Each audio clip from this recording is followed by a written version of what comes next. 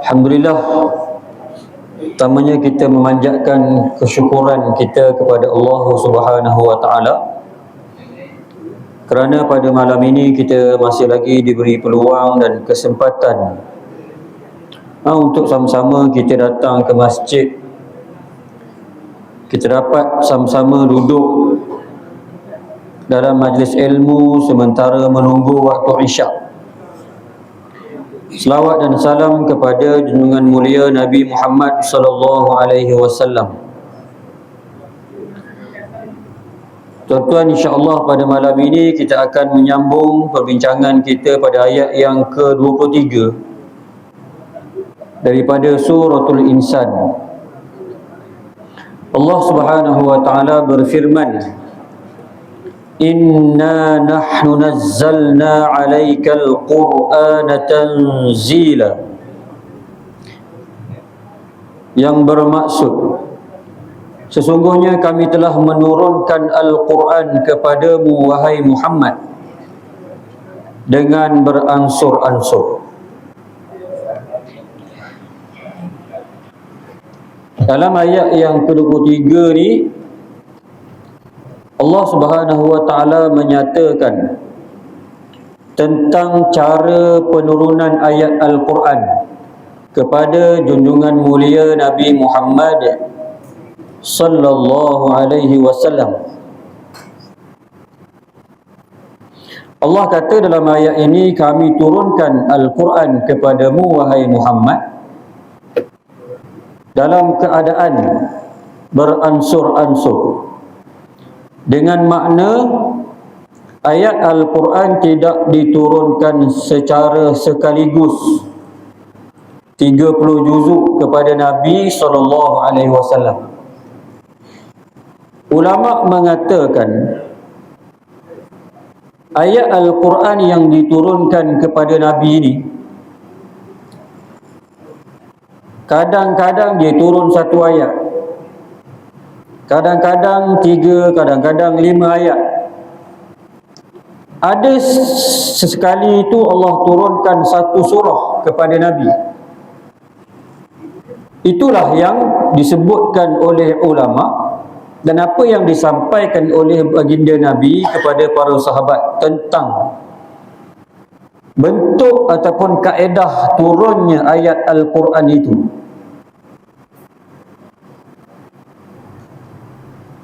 Dan ulama kata juga, kenapa ayat Al-Quran tidak diturunkan secara sekaligus? Maka ulama menyebut ada 2 sebab utama. Kenapa Al-Quran diturunkan secara beransur-ansur? Yang pertama, menghilangkan perasaan duka cita dan keseorangan yang berlaku disebabkan tuduhan-tuduhan palsu dan juga cemuhan golongan kufar semasa menyampaikan dakwah Al-Quran kepada mereka.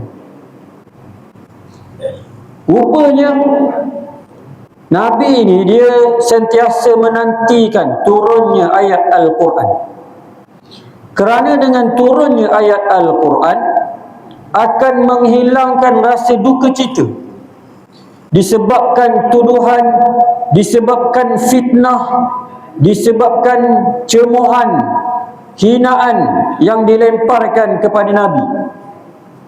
Simboliknya tuan-tuan muslimin muslimat, begitu jugalah kehidupan kita pada hari ini. Hari ini tuan-tuan, saya ingat waktu saya sekolah rendah, sekolah menengah dulu tak pernah dengar penyakit anxiety. Hari ini ramai orang kena penyakit anxiety. Ada kawan saya tuan-tuan, dia rasa sesak dada, rasa risau, takut-takut sakit jantung, lepas ni mati. Pergi masuk hospital 2 hari 3 malam, masuk kamera, cek, doktor kata jantung okey, kan?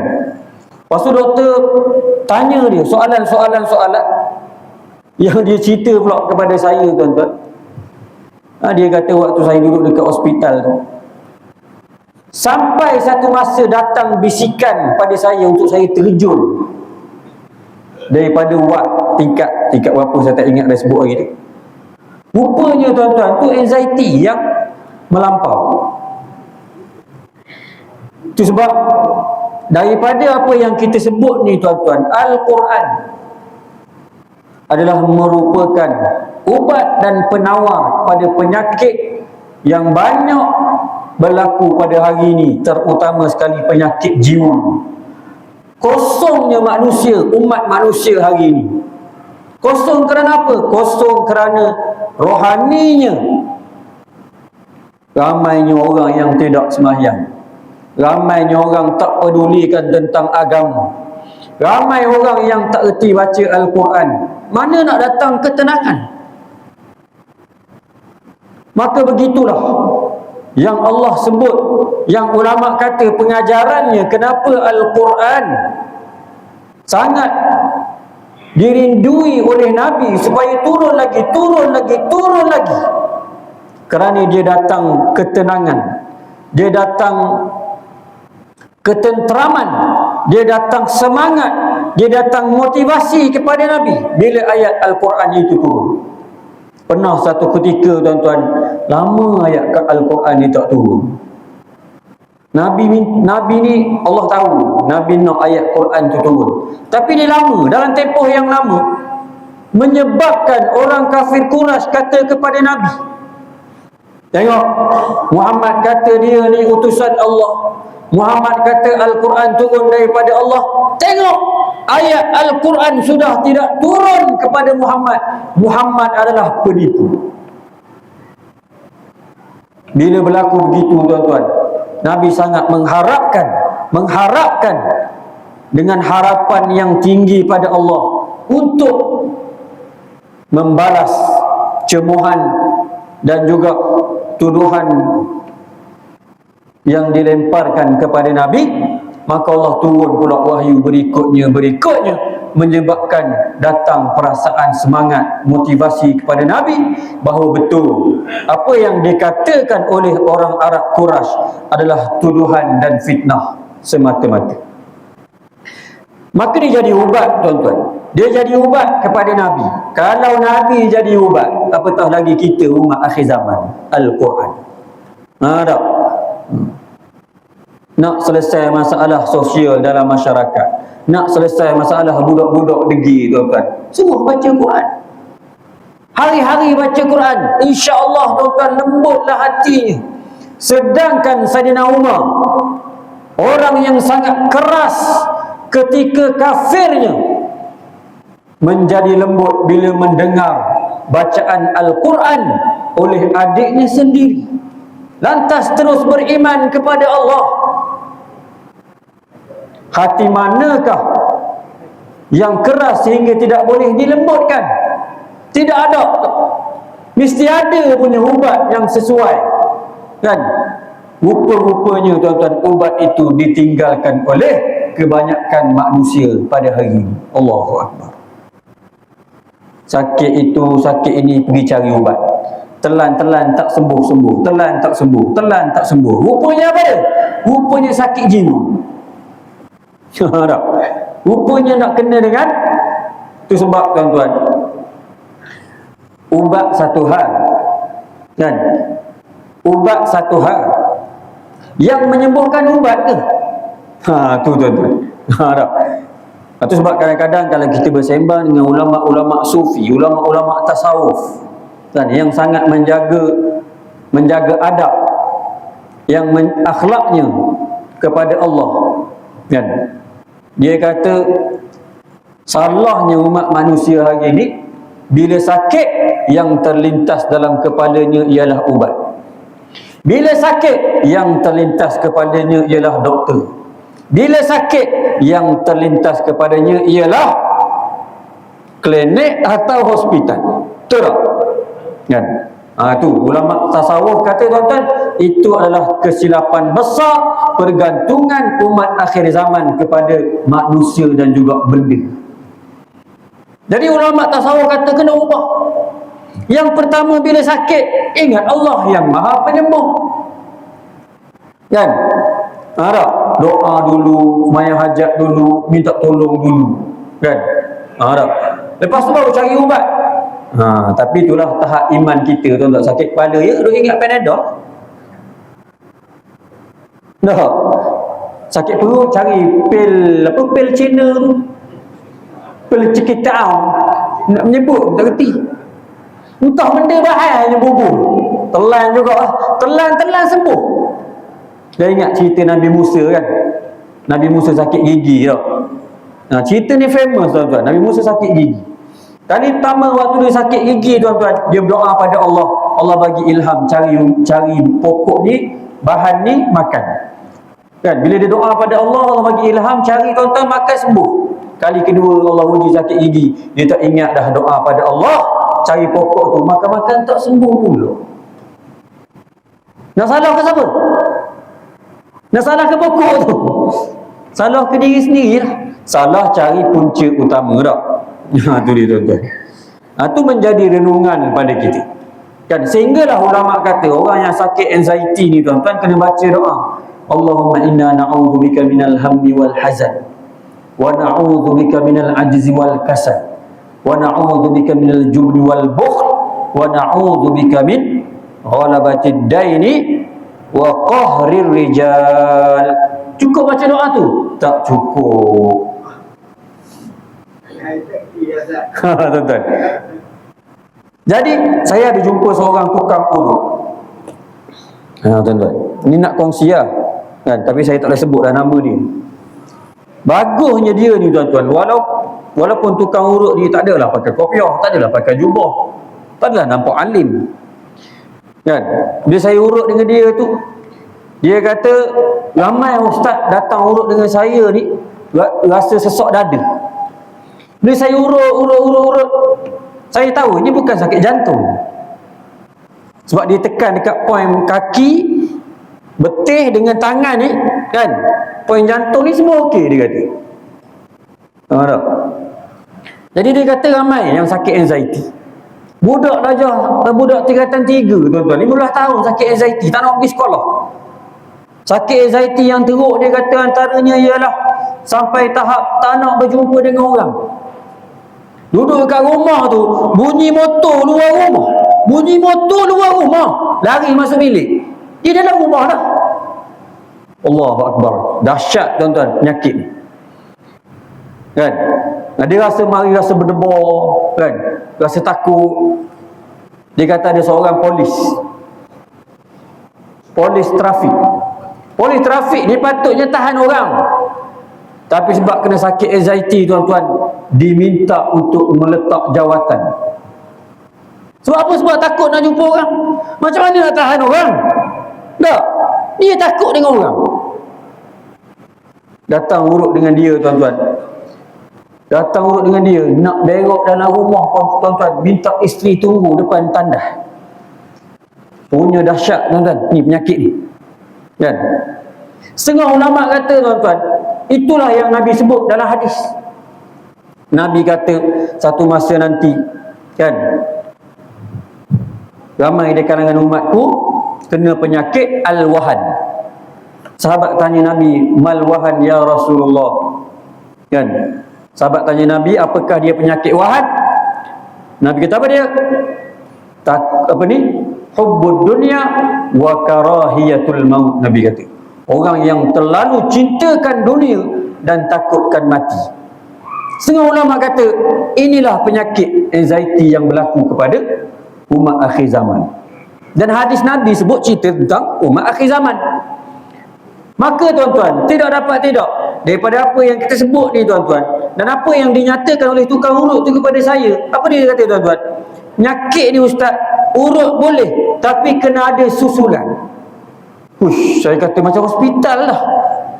Ingat ke pergi hospital je ada susulan pula nanti. Dia kata ustaz, urut ni kalau kritikal seminggu sekali. Kalau kritikal dia kata. Kalau sederhana sebulan sekali. Kalau okey kita cek mungkin 2 bulan sekali. Tapi antara seminggu nak pergi minggu depan datang urut pula. Antara bulan ni nak pergi urut pula bulan depan. Antara bulan ni nak kena datang 2 bulan pula. Antara tu dia kena ada susulan. Saya kata apa susulan apa? Yang pertama lepas mayang kena selawat kepada Nabi 100 kali, 200 kali, sebanyak-banyaknya. Kemudian dia kata semayang jemaah jangan tinggal. Lepas tu dia kata kena baca 3 kul sebelum tidur. Kena baca ayat kursi. Tengok tuan-tuan, bukan urut pun bagus dah ni. Tu susulan dia kata. Kalau tak buat hal ni, payah nak sembuh dia cakap. Nampak tak? Rupanya tukang urut pun boleh jadi ustaz dah ni. Boleh nasihat. Pasal kalau orang nak sembuh dia buat, dia akan sembuh. Tapi dia kata kalau ada yang tak buat, ada dia kata yang tak buat susulan dekat rumah tu, dia kata dekat 2 tahun tak sembuh-sembuh. Dia rasa sesak dada tu, jantung okey. Allahu Akbar ni tuan-tuan. Itu sebab kena kembali semula kepada Al-Quran. Yang kedua, kenapa Allah turunkan Al-Quran ini secara beransur-ansur? Ulama kata untuk menguatkan Nabi, taqwiyatuhu ala tahmilut taklif al-mustaqbal, menguatkan Nabi untuk mengikul tanggungjawab akan datang yang semakin mencabar. Nak turunnya ayat Quran kan, bila turun datang rasa kekuatan kepada Nabi kan. Kemudian datang pula seminggu 2 turun lagi ayat Quran, datang pula kekuatan kepada Nabi.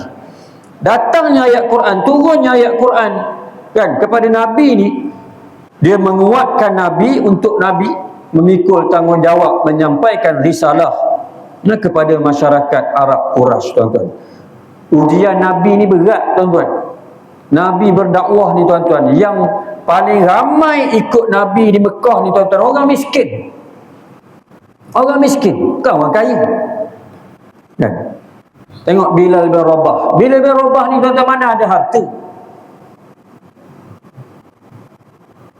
hamba lagi kan, tak ada harta, dibebaskan. Bila masuk Islam dibebaskan oleh Nabi, jadi orang yang paling mulia. Nah, ada sahabat-sahabat yang kaya, antaranya Sayyidina Abu Bakar, kaya Sayyidina Abu Bakar kan, orang berada lah. Sayyidina Uthman kaya, kita tahu. Tapi kebanyakan, majoritinya orang yang miskin. Bukan setakat orang kaya-kaya tak nak ikut Nabi, tetapi orang politik tak ikut Nabi, orang berjawatan tak ikut Nabi, orang kaya tak ikut Nabi. Bahkan bapa saudara Nabi sendiri pun, tuan-tuan, menentang Nabi kan. Bayar kita nak bawa satu risalah yang baik, ahli keluarga kita pun tak sokong kita kan. Allah Rabbi, berat betul ujian yang Allah beri pada Nabi SAW. Namun ayat Al-Quran, wahyu yang turun kepada Nabi secara beransur-ansur itu untuk mendatangkan konsistennya kekuatan dan juga motivasi kepada Nabi SAW. Sebab itulah, tuan-tuan, kita tak boleh meninggalkan membaca Al-Quran. Sebab itu kita tak boleh meninggalkan zikir dan selawat. Dia kena berterusan. Itulah kekuatan yang Allah akan beri pada kita. Bila kita tinggal makin jauh, dosa pula makin banyak, maka kosonglah jiwa kita. Bila kosong, tuan-tuan, kita tak akan mampu untuk lawan ujian yang Allah beri. Kan? Kita tak akan mampu untuk berhadapan dengan ujian dan tanggungjawab dengan dunia yang serba mencabar pada hari ini. Tak? Itu sangat penting, tuan-tuan, pendidikan Al-Quran, pendidikan agama daripada awal. Kan? Kemudian Allah kata apa dia? Fasbir. Fasbir li hukmi rabbika wa la tuti' minhum asiman au kafura. Oleh itu hendaklah engkau bersabar menerima hukum Tuhanmu, yakni memberi tempoh kepada golongan yang menentangmu, dan janganlah engkau menurut kehendak orang berdosa di antara mereka atau orang yang kufur ingkar. Ni, tuan-tuan, Nabi kata Allah turunkan ayat ni supaya kata pada Nabi sabar. Dengan ujian yang datang kepada Nabi ni, Allah suruh sabar kan. Dalam riwayat, tuan-tuan, pernah diceritakan Abu Jahal pernah kata kepada Nabi, kalaulah kamu lihat Muhammad datang bersujud di tepi Kaabah, bagi tahu aku akan pijak kepala dia ketika dia sujud. Tuan-tuan, Nabi nak semayang kena pijak kepala, kena baling bangkai. Kita datang semayang tak ada orang usik pun. Siapa? Waktu datang nak mari masjid tadi, ada orang halang ni nak mari masjid, ada? Tak ada, tuan-tuan. Kita nak ibadat tanpa halangan, boleh. Tak. Nabi ni, tuan-tuan, nak pergi ibadat, Allahu Akbar. Saya pernah cerita kan tentang Ibnu Mas'ud. Ibnu Mas'ud ni, tuan-tuan, orang yang pendek, dan dia adalah seorang OKU. Saya pernah cerita saya kat sini kan, waktu Nabi pernah kata siapa, Nabi sebut, Nabi seolah-olah macam, bukanlah nak suruh, tapi Nabi kata, siapalah di kalangan kita yang berani baca Quran tepi Kaabah. Sahabat lain tunduk, ya pakat takut belaka. Yalah, waktu tu Islam tak kuat kan, tak ada kuasa lagi, ya kan. Jadi pakat takut belaka lah. Kalau pergi mampus lah. Tak, kena belasah, kena sepak, kena terajang lah dengan orang kafir. Tak. Mari Ibnu Mas'ud ni, tuan-tuan, aku ya Rasulullah, aku ya Rasulullah akan baca Quran tepi Kaabah. Tak, dan sahabat Nabi halang, dia dah sampai dah, tuan-tuan, tepi Kaabah. Baca surah Ar-Rahman sampai ayat 3, ayat 4, kena pelepuk dengan Arab Quraisy, kena belasah, tuan-tuan. Putus telinga. Putus telinga, tuan-tuan, berdarah. Mari kembali semula kepada Nabi. Sahabat-sahabat kata, Ibnu Mas Abdullah, aku dah nak halang dah tadi, tapi mu degi juga. Kalau kita padan muka boleh pedah, kalau bodoh jangan pergi.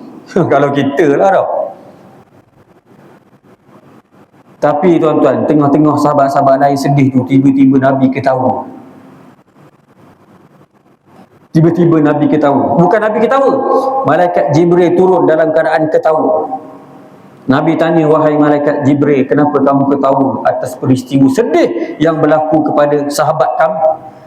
Malaikat Jibril kata, kamu akan tahu satu hari nanti kan, kenapa aku suka atas peristiwa yang berlaku kepada Abdullah bin Mas'ud. Bila, tuan-tuan, Nabi tahu? Bila Nabi tahu malaikat Jibril ni suka ketawa tu? Bila? Ulama kata selepas 10 tahun selepas itu. 10 tahun lepas peristiwa tu. Itu waktu baru mula-mula. Riwayat kata peristiwa Nabi tahu kenapa malaikat Jibril suka ialah dalam peperangan Badar. Peperangan Badar ni bila? Peperangan Badar ni lepas Nabi pindah ke Madinah. Peristiwa tadi berlaku kan ketika Nabi baru mula bawa Islam di Mekah. Waktu tu baru Nabi tahu. Bila Abdullah bin Mas'ud kan, dia ni OKU, Nabi tak bagi dia pergi perang. Nabi suruh dia duduk kat kemah, jadi benteng terakhir kan. Bila dah habis perang Badar tu, Islam dah menang, Abdullah bin Mas'ud kata, ya Rasulullah, bagi peluang pada aku nak cari orang-orang kafir yang jadi nyawa-nyawa ikan, aku nak tombok dia. Rendahnya Abdullah bin Mas'ud ni, tuan-tuan, kalau dia berjalan, tombok lagi tinggi pada dia. Nampak daripada jauh tu tak nampak dia, nampak tombok jalan. Ni ulama cerita dalam kitab sirah. Sampailah dia pergi, tuan-tuan, jumpa Abu Jahal. Kepala Abu Jahal, tuan-tuan, dia cocok Abu Jahal ni hidup lagi. Sempat lagi Abu Jahal kata, lah engkau lah yang dulu yang putus kepala dulu, nyawa-nyawa ikan dah Abu Jahal. Dia cucuk, tuan-tuan, Abu Jahal ni dia dicincang sampai putus kepala. Dia sepak kepala Abu Jahal ni, tuan-tuan, lalu depan kemah Nabi. Nabi tengok, apa tu? Kepala siapa tu? Kan? Rupanya tengok kepada Abu Jahal. Nabi kata, qad mat Fir'aun hadhil ummah. Nabi kata, telah mati Fir'aun umat ini. Maksudnya umat Nabi Muhammad ni ada juga Fir'aun. Dia Abu Jahal. Waktu itulah baru Nabi tahu kenapa malaikat Jibril ketawa dalam peristiwa 12 ke 14 tahun yang lalu. Ni tuan-tuan, itu nak cerita dahsyatnya, tuan-tuan, ujian bagi mereka yang mula-mula bawa Islam bersama dengan Nabi SAW, sedang kita tidak ada halangan untuk melakukan kebaikan, sedang kita tidak ada halangan untuk datang solat jemaah di masjid. Tapi apa yang kita boleh buat? Tak. Kemudian Allah kata lagi, tuan-tuan, li hukmi rabbika, Sabarlah dengan apa yang berlaku ke atas kamu. Sabarlah dengan ujian, dengan fitnah, dengan cemuhan yang dilemparkan kepada kamu, wahai Muhammad. Jangan kamu gopoh untuk menghancurkan mereka. Nah, tak? Allah kata pada Nabi sabar. Apa yang berlaku pun sabar.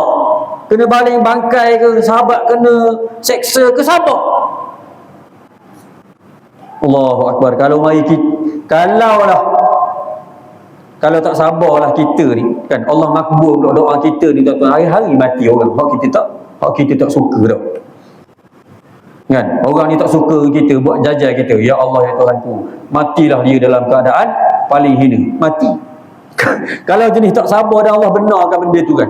Tapi Allah tak bagi tuan-tuan, Allah suruh sabar. Tak. Apa yang berlaku kita tengok waktu Nabi pergi Taif balik kan. Malaikat Jibril datang pada Nabi, wahai Rasulullah, mahukah aku angkat sebuah bukit kan, hempak ke atas penduduk Taif? Nabi kata jangan. Kalau kita tak payah tanya dah, wahai Malaikat Jibril, apa yang dia buat pada aku ni, kalau kita tak, tolong angkat 5 bukit hempak. 5 terus kalau kita lah. Dah suruh tawar lah kalau kita. Tapi Nabi tak, tuan-tuan. Nabi kata apa dia? Kalaulah mereka tidak beriman pada hari ini, nescaya anak cucu zuriat mereka akan beriman. Terbukti tuan-tuan. Dan kita tengok Taif hari ni dah, masjidnya ada orang Islam beriman. Tu semua zuriat hak dulu-dulu belaka tu kan. Hak dulu baling batu pada Nabi, hak tak nak terima dakwah Nabi tu orang Taif tu. Tapi hari ini Masya Allah, tabarakallah, itu jiwa besar dan masa depan yang ada pada Nabi SAW. Baik tuan-tuan. Kemudian dikatakan juga, Allah kata wala tuti' minhum asiman au kafura. Nabi Allah kata apa dia? Dan janganlah engkau menurut kehendak orang yang berdosa di antara mereka. Ini pun juga tuan-tuan berlaku di zaman waktu permulaan Islam. Bila ramai orang ikut Nabi SAW kan. Lalu datanglah kepada Nabi, siapa dia? Utbah bin Rabi'ah dan juga Al-Walid bin Al-Mughirah. Nah kan, Utbah ni tuan-tuan, dia datang kepada Nabi, wahai Rasulullah, kami nak tawarkan kepada kamu, kalau kamu inginkan perempuan yang cantik-cantik, kami boleh tawarkan, kami boleh beri pada kamu dengan syarat kamu meninggalkan dakwah mengajak orang Arab Mekah beriman kepada Allah. Utbah bin Rabi'ah ni tuan-tuan, bukan setakat nak kata tawar perempuan hak lawa-lawa. Dia kata apa dia? Aku ada anak antara yang tercomel, tercantik dekat Mekah ni. Aku sedia untuk bagi kepada kamu, wahai Muhammad. Nikahlah dengan anak aku yang cantik itu tanpa sebarang bayaran, free of charge. Allahu Akbar tuan-tuan. Kena tawar perempuan comel cantik. Syarat apa dia? Syarat tinggalkan Islam, tinggalkan dakwah mengajak orang kepada Islam. Datang pula Al-Walid bin Al-Mughirah. Al-Walid bin Al-Mughirah ni tuan-tuan, orang Mekah yang kaya. Orang Mekah yang kaya datang tawar kepada Nabi, wahai Muhammad, kami nak kamu tinggal dakwah, ajak orang masuk Islam. Aku boleh bagi kamu harta sebanyak mana yang kamu nak. Kamu nak jawatan, kami boleh bagi. Kamu nak harta, kami boleh bagi. Segunung banyak mana yang kamu nak. Syarat jangan dakwah, jangan ajak orang kepada Islam. Tapi tuan-tuan, Nabi tolak. Nabi tolak tawaran yang sangat bagus ni tuan-tuan. Dan ulama kata tuan-tuan, tawaran seperti ini sampai kiamat akan ada. Sampai kiamat akan ada tuan-tuan. Kepada orang yang lantang, orang yang berjuang di jalan Allah, akan ditawarkan. Kan? Itu dia tuan-tuan. Ditawarkan dengan jawatan supaya tinggalkan perjuangan. Harap.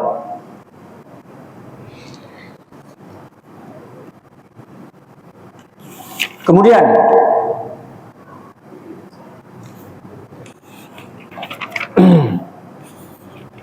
ayat yang terakhirlah untuk malam ini.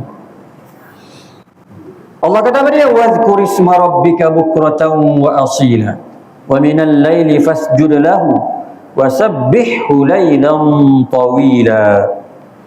Sabar, Allah kata kepada Nabi tadi, sabar kan. Jangan tergopoh-gopoh Kemudian Allah kata pada Nabi, jangan ikut, jangan terima tawaran orang yang berdosa ataupun orang yang ingkar pada Allah. Orang kafir. Orang kafir bagi tawaran, jangan. Tak. Tak boleh percaya tuan-tuan. Tuan-tuan tahu tak apa yang berlaku hari ini dekat Gaza? Kita ni dialihkan untuk beria tengok isu-isu perang antara Amerika, Israel dan juga Iran. Kita dah dialihkan. Apa yang berlaku dekat Gaza tuan-tuan? Bantuan disekat. Hari-hari umat Islam mati beratus orang tuan-tuan. Sedangkan dalam keadaan genjatan senjata.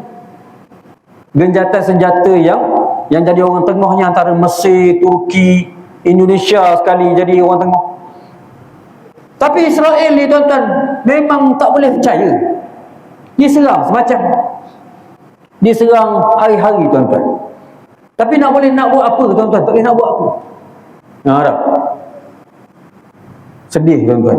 Kita beraya dekat sini tuan-tuan, makan daging korban berkilo-kilo. Orang Gaza tak ada tuan-tuan. Semayang pun dalam masjid runtuhan. Allahu Akbar. Kita tengok tuan-tuan hari ni negara-negara kafir, negara-negara barat yang lebih lantang menggazetkan, kami tidak akan benarkan Netanyahu terbang melalui ruang udara kami. Kalau dia masuk negara kami akan tangkap dia. Lantang negara-negara Arab. Tapi negara Islam tuan-tuan senyap je. Cuma ada jugalah berita-berita yang kita dapat. Antaranya berita yang bocor, yang rahsia, tapi macam dah tak rahsia. Cuma masih lagi khabar angin sebab dia tidak rasmi. Yang kita dapat maklumat, Arab Saudi dah mula berhubung tidak rasmi dengan Iran untuk menjalinkan hubungan. Cuma waktu saat sekarang ni payah dah tuan-tuan tengah perang. Kan?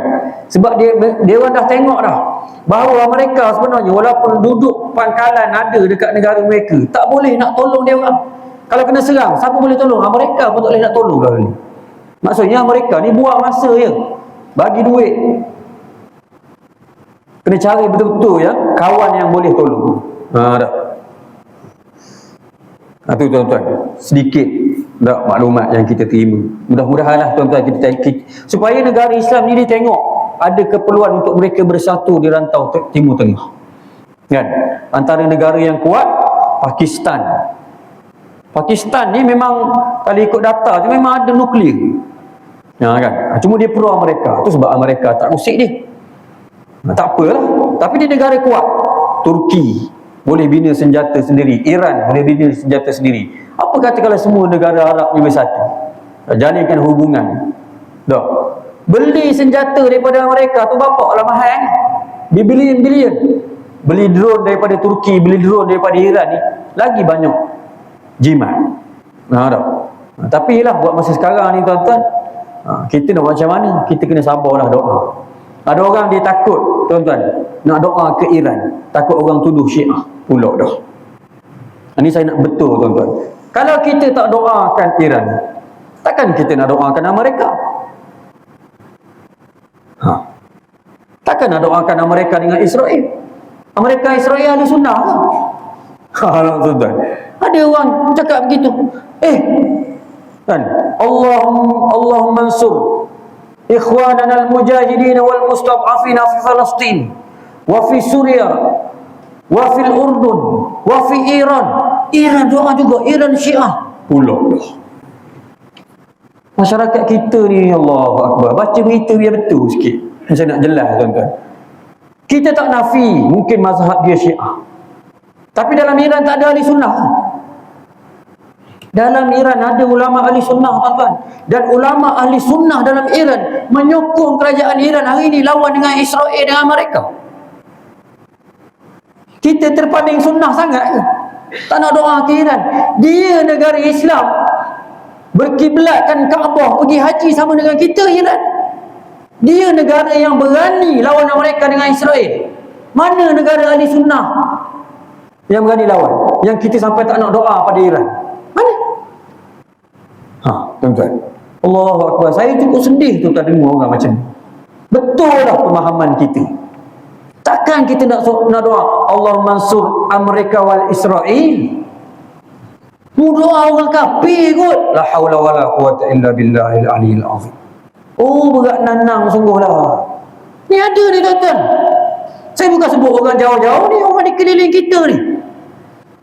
Boleh ustaz doa Iran ke Syiah? Aku lepuk pada kat gini baru tahu. La ilaha illallah Muhammadur Rasulullah. Biar faham tuan-tuan isu geopolitik. Di dalam dunia ni biar kita faham. Jangan kita sempitkan pemikiran kita. Ada. Kalau kita tak setuju di Syiah, betul kita tak setuju. Tapi paling kurang dia masih lagi mengucap asyhadu an la ilaha illallah wa asyhadu anna Muhammadar Rasulullah. Dia masih lagi azan. Yang kita tak dengar kata azan tukar kepada siapa? Tukar kepada nama Sayyidina Ali tu tuan-tuan. Ada tapi hanya kecil je, berapa 0.01% je dekat Iran tu yang terlalu melampau tu. Kawan saya tahun lepas pergi Iran tuan-tuan. Pergi jumpa kawan saya sendiri, 4 orang pergi Iran. Dalam banyak-banyak tempat, ada satu tempat dia pergi tuan-tuan, memang dia orang tunjuk. Dia tak tunjuk semua, dia tunjuk sedikit senjata-senjata yang dia orang bina sendiri, walaupun negara dia orang ditekan selama 40 tahun. Kawan saya dia cerita sendiri tuan-tuan, hebatnya negara yang ditekan kan bangun dengan diri sendiri. Waktu tu tak perang lagi kan, ditunjuk satu je. Kita kata, boleh ke kalau perang dengan negara besar ni, boleh lawan ke? Terbukti tuan-tuan hari ni. Hari ni dah masuk hari yang ke-100 lebih perang, masih belum jatuh negara ni. Yang Trump kata Iran 5 hari je jatuh. Dia nak buat macam Venezuela itu kan. Tengok 100 hari tuan-tuan, tak berjaya dikalahkan. Rakyat Iran berdiri teguh dengan kerajaan dia. Bila Trump kata, turunlah rakyat Iran, jatuhkan kerajaan kamu tak selamat kalau kamu nak selamat. Ada rakyat dia turun ke bandar, turun ke jalanan, minta jatuh apa ni, turunkan kerajaan dia. Tak ada tuan-tuan. Rakyat Iran berdiri teguh dengan kerajaannya, mempertahankan negara. Ini baru betul hubbul watan minal iman. Nabi kata tu kan. Tuan-tuan bayang petani dekat ulu tu, pegang senapang boleh tembok tu. Jatuh tuan-tuan. Jangan buat main. Hebat tak hebat? Jadi tuan-tuan, ayat 25 dan 26 yang Allah sebut ini adalah rentetan kepada pesanan Allah kepada Nabi, sabar, jangan gopoh, kemudian jangan dengar, jangan ikut cakap orang kafir, jangan taat pada orang kafir kan, orang yang buat dosa ni. Dan Allah bagi ubat pada Nabi, wadhkurisma rabbika bukratan wa asila, dan teruskan kamu membasahi lidah kamu dengan hati, menyebut nama Tuhanmu pada waktu pagi dan juga pada waktu petang. Ni ubat tuan-tuan kan. Bila kita diuji, sabar, jangan gopoh, sabar, minta tolong dengan Allah, bergantung dengan Allah. Jangan ikut perangai-perangai, jangan ikut nasihat ataupun kata-kata orang kafir yang memang akan tak suka pada kita. Orang kafir tuan-tuan selama-lamanya tak akan suka pada orang Islam. Maka Allah bagi ubat pada Nabi, zikirlah pada waktu pagi dan petang. Dan Allah kata apa dia? Wa minal laili fasjud lahu wasabbihhu lailan tawila. Bangunlah sembahyang tahajud tengah malam dan bertasbihlah di sepanjang malam ketika orang masih tidur. Ini adalah tuan-tuan ubat, bekalan untuk datang kekuatan. Bila nak berhadapan dengan musuh, maka hendaklah zikir pagi dan petang, sembahyang dan juga sembahyang sunat tahajud tengah malam ditambah dengan zikir sepanjang malam. Jadi saya kira tuan-tuan cukuplah dulu untuk malam ini. Mudah-mudahan kita boleh ambil pengajaran daripada ayat-ayat yang Allah nyatakan dalam surah Al-Insan ini. Mudah-mudahan kita mendapat keberkatan dan rahmat daripada Allah Subhanahu wa taala. Mohon maaf atas kekurangan aku. Qauli hadza wa astaghfirullahal azim li wa lakum. Assalamualaikum.